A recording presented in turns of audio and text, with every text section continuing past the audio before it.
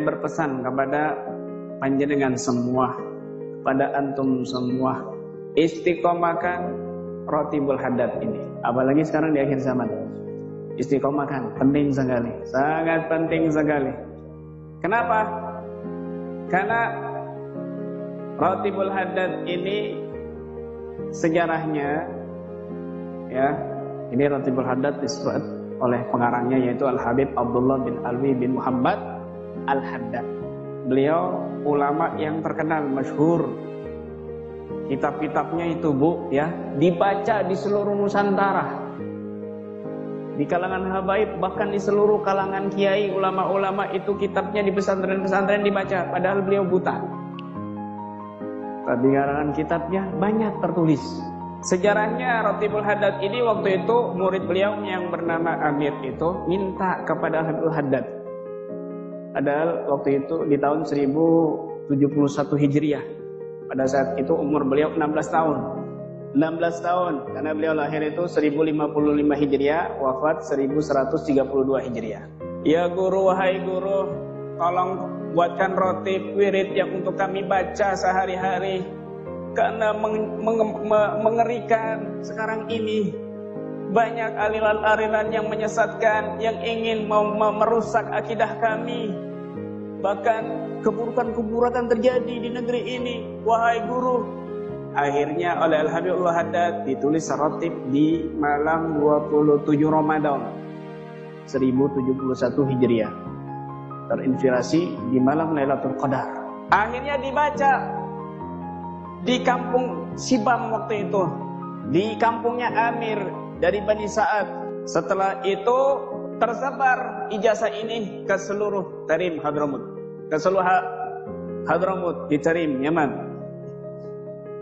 Tersebar dan akhirnya daerah itu terselamatkan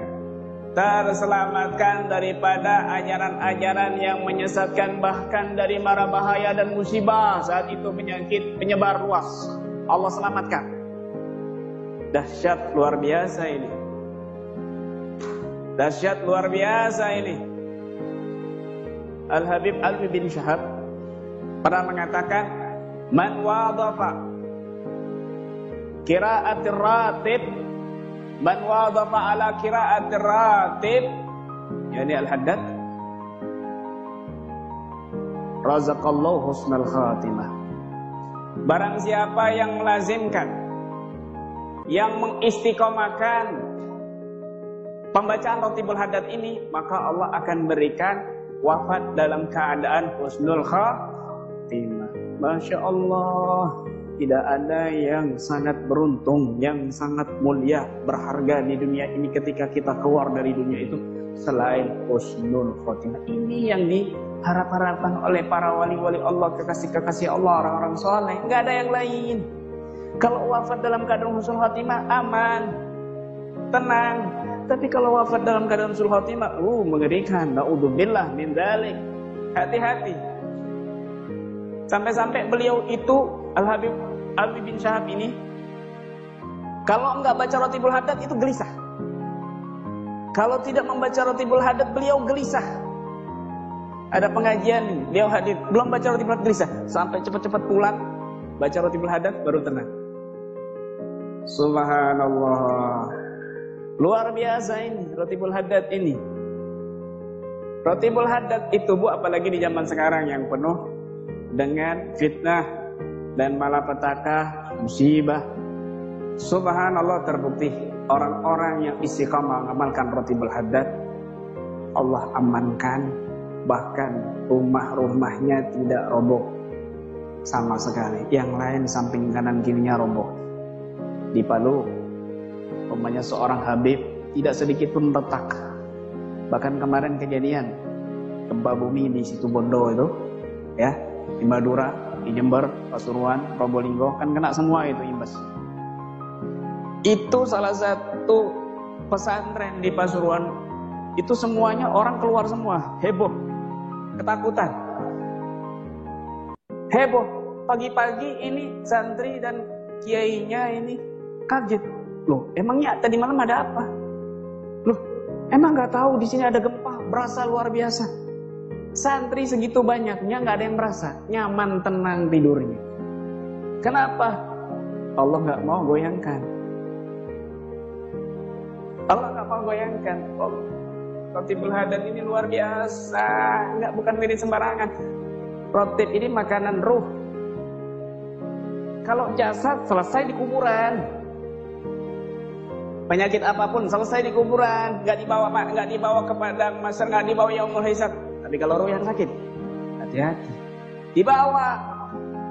Kalau hati yang sakit, terus dibawa sampai di yaumul hisab, sampai di hari perhitungan, sampai dibersihkan di neraka Allah penyakitnya itu. Na'udzubillah min dzalik. Ruh butuh makan, zikir dan ilmu itu makanannya ruh, makanannya hati. 3 hari nggak dikasih makan itu ruh, hati mati. Apalagi berhari-hari tidak zikir, berhari-hari tidak mendengarkan wasiat, nasihat dan ilmu. Hati-hati. Al-Habib Ahmad bin Zain Al-Habsyi, murid daripada Al-Habib Abdul Haddad, ini mengatakan, man qara'a ar-ratib ala yakinin wa imanin hasala lahu ma hasal min haitsu la yahtasib. Barang siapa yang membaca ratib dengan yakin dan iman yang penuh, maka dia akan mendapatkan anugerah sesuatu yang tidak dia duga-duga. Yang tidak dia duga-duga. Al-Habib Ali bin Husain Al-Haddad, Surabaya, generasi atau keturunan Rotibul Hadad yang ke-7, Allah yarham, sudah meninggal. Beliau ini sering bermimpi sahib Rotibul Hadad, datuknya. Bahkan diijazahkan langsung lewat mimpi. Makanya banyak yang meminta ijazah langsung kepada beliau saat itu. Karena satu-satunya yang paling dekat ke sahib Rotib, Al-Habib Ali bin Husain Al-Haddad, Surabaya. Beliau bercerita zaman Belanda itu, ya, zaman Jepang, perang Jepang itu, penjajahan Jepang, itu para ulama dan santri, para kiai dan santri itu mau diculik waktu Ramadan. Tapi Presiden kita Soekarno itu berhasil merayu mereka dan rencananya akan tetap diculik setelah Ramadan. Akhirnya Kiai Hasyim Asy'ari, pendiri NU, atas izin dari para habaib, memerintahkan semua musola dan masjid untuk mengistiqomahkan membaca Rotibul Hadad setelah maghrib atau setelah isya. Akhirnya mereka rutin istiqomah membaca Rotibul Hadad setelah maghrib dan atau setelah isya. Subhanallah, nggak berapa lama Bu, Jepang dinuklir oleh Amerika, hancur lebur. Hiroshima Nagasaki. Saat itu langsung Allah balas, hancur lebur. Jepang itu hanya pulang, nggak jadi menculik para kiai dan santri di Indonesia ini. Kenapa? Berkat zikir Rotibul Hadad. Masya Allah. Al-Habib Mundir bin Fuad Al-Musawah, Allah yarham, pernah kita dengar waktu beliau memberikan nasihat di pengajian itu, beliau bercerita, saya punya teman satu kelas di Hadramaut. Sekarang beliau sudah punya anak, saya belum punya anak. Beliau suatu hari membaca Rotibul Hadad di teras rumahnya. Kemudian ada tetangganya mengatakan, apa yang kamu baca? Tangganya ini, Rotibul Hadad. Oh, bid'ah itu tidak pernah dilakukan oleh Rasulullah. Bid'ah amalan itu. Akhirnya beliau tersenyum. Temannya Habib Mundir hanya tersenyum. Subhanallah, tidak berapa lama tetangganya ini membawa anaknya untuk imunisasi. Maka disuntik anak tetangganya itu imunisasi. Tiba-tiba kejang-kejangan. Loh, disuntik imunisasi kok kejang-kejang? Bilang sama dokternya, dok ini gimana nih kok kejang-kejang?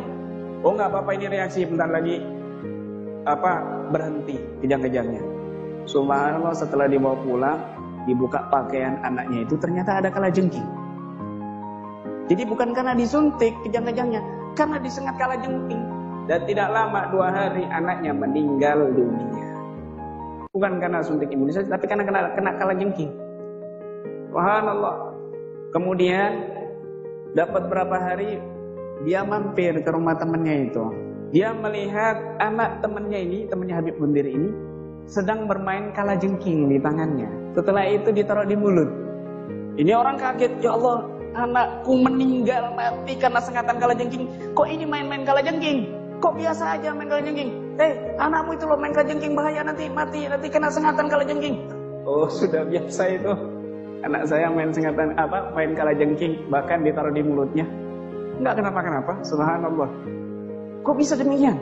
Iya, karena aku setiap hari melanggengkan amalan yang engkau katakan bid'ah suatu hari waktu itu. Apa? Rotib itu yang kamu bilang bid'ah. Nyesel ya. Subhanallah. Dan ini pernah diceritakan juga dalam salah satu kitab fikih, Al-Faqih Ibnu Hajar Al-Haytami. Suatu hari beliau berpergian dengan para santri dan teman-temannya, para kiai-kiai ibaratnya waktu itu. Ya, Ibnu Hajar Al-Haytami ini ahli fikih Syafi'iyah, banyak kitab-kitab fikihnya yang dipakai di pesantren-pesantren. Suatu hari ini mendung, malam-malam mendung. Mau sholat subuh tapi mendung. Ini gimana? Gak ada jam tangan waktu itu. Di luar, ini sudah subuh apa belum? Gimana ini? Teman-temannya juga bingung, mau ijtihad dia bingung. Tiba-tiba beliau mengatakan, sudah waktu subuh. Sekarang sudah subuh. Loh, kamu tahu dari mana? Buktinya aku dikena sengatan kalajengking. Apa hubungannya kena sengatan kalajengking dengan waktu subuh? Dengarkan. Aku sudah biasa membaca wirid pagi dan petang hari. Kalau aku baca dari sore, maka Allah akan berikan penjagaan sampai pagi. Kalau aku baca dari pagi, maka Allah akan beri penjagaan kepadaku dari pagi sampai sore. Sekarang aku kena sengatan kalajengking, artinya sudah lewat waktu pagi. Dan aku belum membaca wirid, makanya aku kena sengatan kalajengking. Paham maksudnya? Masya Allah. Membaca zikir di waktu pagi akan memberikan penjagaan keamanan dari segala makhluk dan kejahatan buruk, kejahatan dan keburukan di muka bumi ini, zahir dan batin. Dari pagi, kalau kita baca dari pagi, maka penjagaannya dari sampai petang. Kemudian kita sambung lagi dari petang, maka penjagaannya sampai pagi. Makanya di situ ulama-ulama salaf kita, khususnya para habaib, ada namanya wiridul latif yang dibaca pagi dan dibaca sore hari. Ada wirid-wirid pagi, wirid-wirid petang, wirid-wirid duhur, asar, maghrib, isya, terutama rotibul hadat. Memang dianjurkan oleh pengarangnya dibaca malam hari, setelah maghrib atau setelah isya. Kalau di Hadramut Yaman itu menjelang isya, menunggu waktu isya, menunggu waktu tarawih, diisi rotibul hadat. Makanya di Pasuruan begitu juga sama. Diisi rotibul haddad. Ya. Ini luar biasa khasiatnya. Ya guys, wiridnya itu ajib-ajib wiridnya itu. Luar biasa itu. Di antaranya a'udzu bikalimatillahi tammat min syarri ma khalaq. Dalam versi yang lain, a'udzu bikalimatillahi tammah min syarri ma khalaq. Tahu artinya, Bu? Aku berlindung dengan kalimat Allah yang sempurna dari segala keburukan yang telah Allah ciptakan.